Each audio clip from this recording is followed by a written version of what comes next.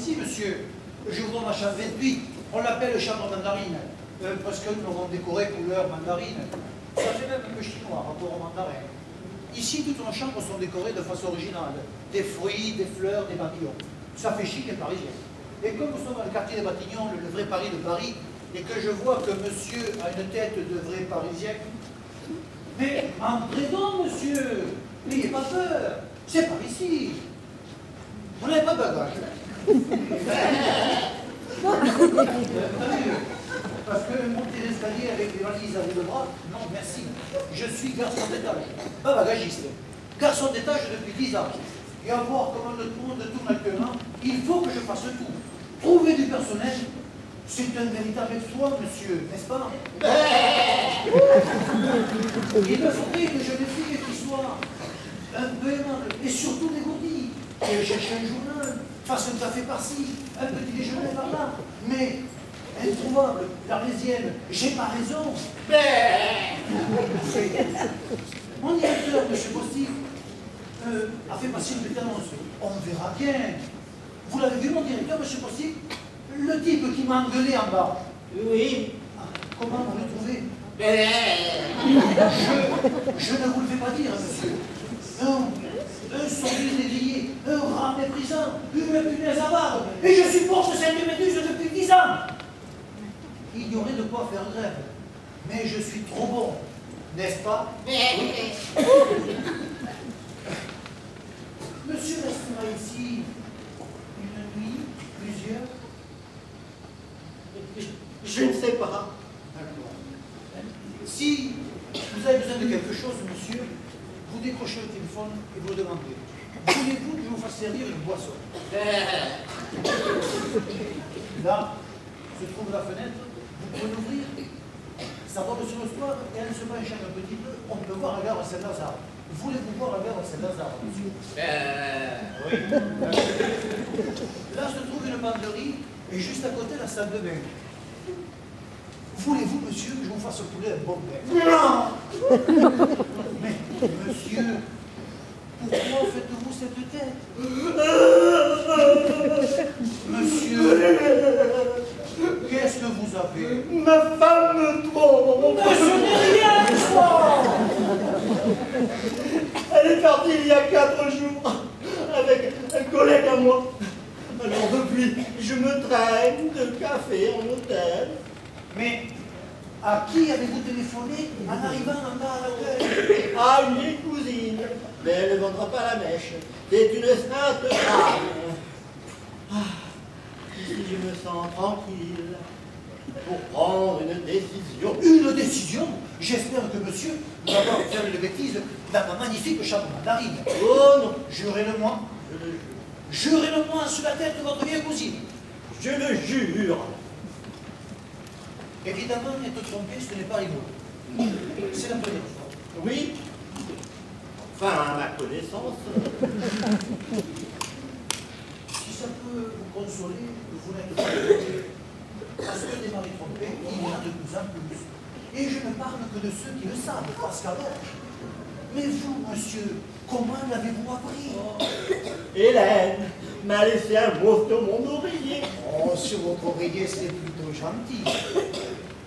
Ça lui a pris de ce fond, notre femme de partie de notre collègue, vous n'avez rien vu venir?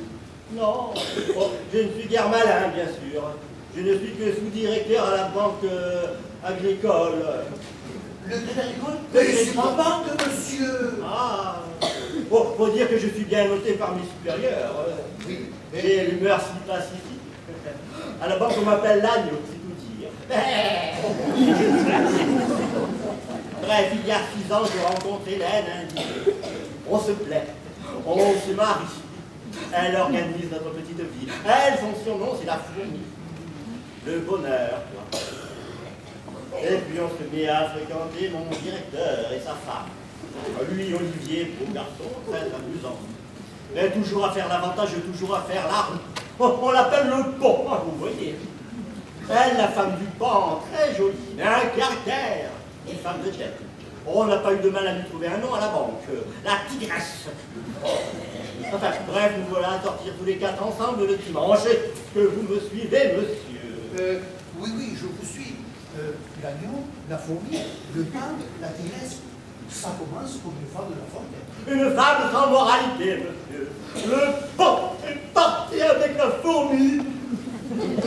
Et moi, pauvre agneau, me voilà toute seule. Oh, mon pauvre agneau, pardon, mon pauvre monsieur. Et la tigresse? Oh, père, pas contente. Elle a tout cassé chez elle. Elle a piétiné son congélateur, massacré son chauffin et réduit en cendres sa cuisinière à gaz. Et vous, monsieur, qu'avez-vous fait? Oh, moi, rien. Moi, tout ce que je veux, c'est dormir. Dormir. Et que personne ne me dérange. Je comprends très bien votre situation, monsieur. Le désir d'un client, c'est sacré. Je vous promets, je vous garantis le calme le plus absolu, monsieur. Oh, merci, monsieur. Roger! Roger! Où est-il, ce misérable? Laissez-moi monter! Ça y est, c'est elle, la tigresse. Mais comment elle sait que j'étais là? Ah, c'est ma vieille cousine qui a vendu la mèche. J'ai dans été sûr. Ça me bête. Enfin, je vous trouve! Quelle surprise. Quelle déception! Mais dans quel état êtes-vous, pauvre ami? Une vraie lampe! Il nous faut réagir, Roger. Votre femme est partie avec mon mari, c'est parfait. Les hostilités sont ouvertes et nous allons nous battre. À mort! Oh, non. Ah, si!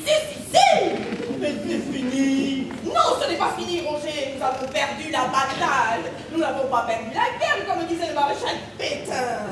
Oh, c'est pas le maréchal Pétain qui a dit ça, je pense que c'est le général de Gaulle. Est-ce que c'est que ce type qui me parle politique? Je suis le valet de chambre, madame. Et alors? On va pas se battre pour un militaire, non? Oust! Oui. Quittez-moi cette chambre. Il faut que j'ai avec vous, Roger, une conversation. Ah, bah, t'en non plus. Quoi, Roger, quoi? Arrêtez de crier, enfin. Pas de cri, pas de scandale, ça ne sert à rien. Si ça soulage. Que vous gémissiez dans votre coin, ça me regarde. Moi, je refuse la situation. Oh, ben quoi? Nous sommes cocus. Vous, peut-être, papa.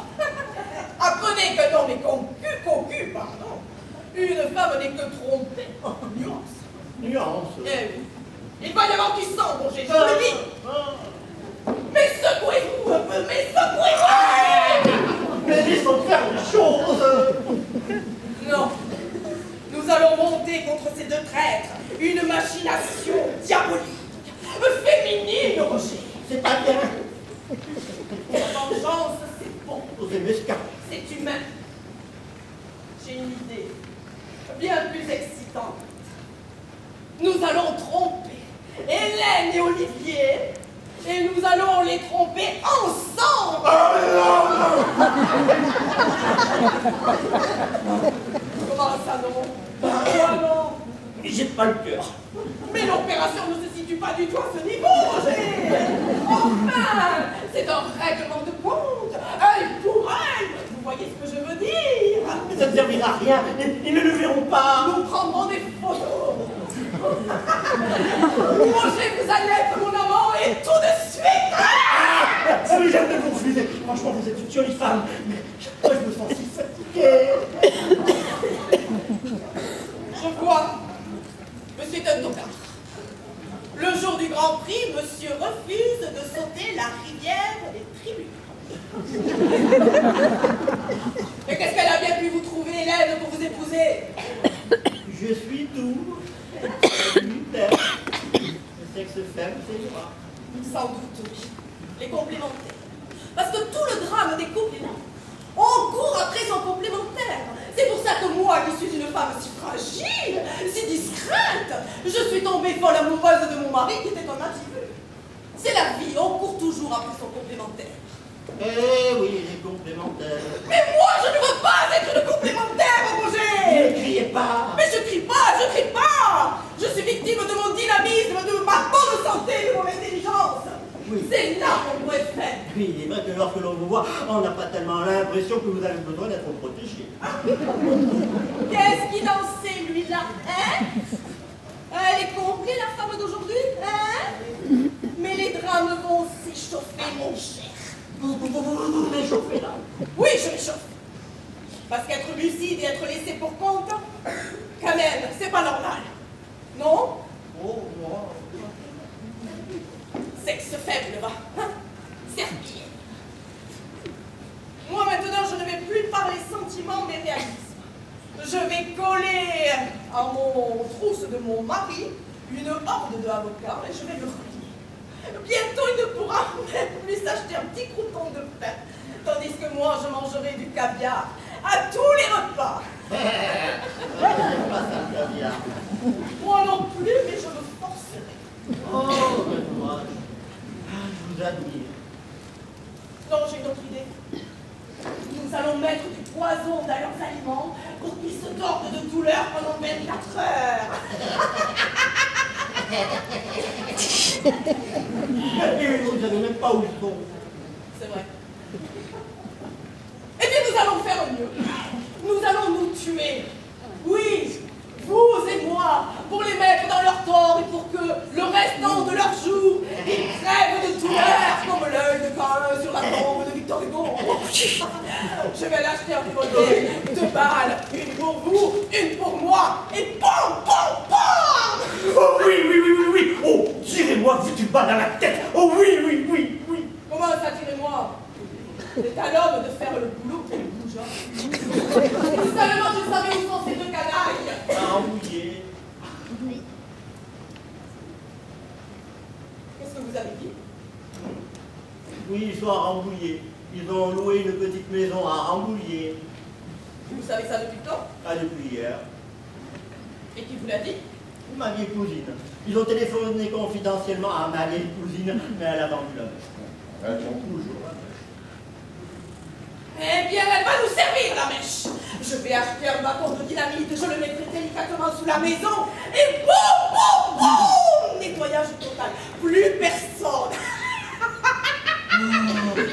Mais vous irez en prison. Mais je m'en moque d'aller en prison. Mais je serais ravie d'être condamnée. Je travaillerai à la confection de colliers en perles. Je ferai des chaises en paille. Je boirai de l'eau. Je sais pas, le monde m'oubliera. Mais au moins, j'aurai prouvé à la face du monde que le sexe fort, mais c'est la femme.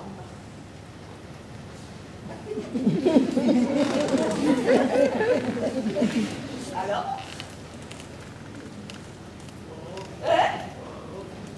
Ouais. Ça manie quand même de savoir où il roucoule et de ne pas agir. Bon, alors là, ma chère Denise, je peux vous rassurer, il ne roucoule. Ah bon? Et pourquoi? Pourquoi? Eh bien voilà pourquoi. Quand j'ai su où il était, je me suis dit, oh non, non, non, c'est trop bête, trop triste de se séparer comme ça. Alors je suis allé les voir, à Rambouillet, pour leur proposer un arrangement, quoi. Alors, ils se sont moqués de moi. L'agneau, voilà, ça m'a pas fait plaisir. C'est que c'est sensible, un cocu. Alors, vous savez ce que j'ai fait? J'ai pris une hache. Et votre mari et ma femme, je leur ai fendu le crâne en 2.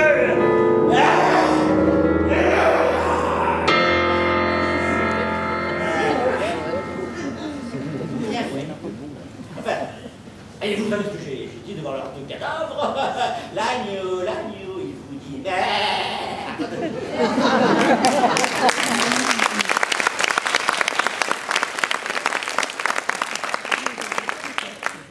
Enfin, tout ça pour vous dire, ma chère Denise, de ne pas vous inquiéter. Votre mari et ma femme, ils ne roucoulent plus du tout. Mais dites donc, quel homme! Dans le fond, vous êtes un vrai mâle. Moi si fragile, vous si fort. Mais nous étions les complémentaires parfaits.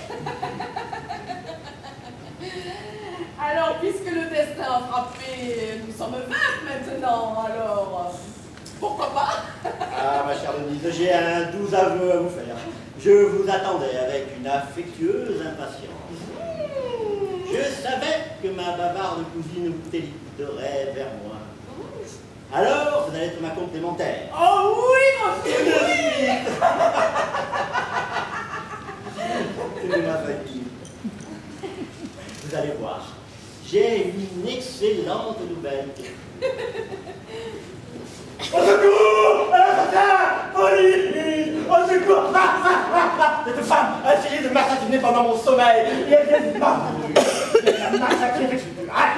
Son mari et ma femme dans une maison rambouillée. Il faut leur dire police. Je suis ton témoin, j'appelle la police.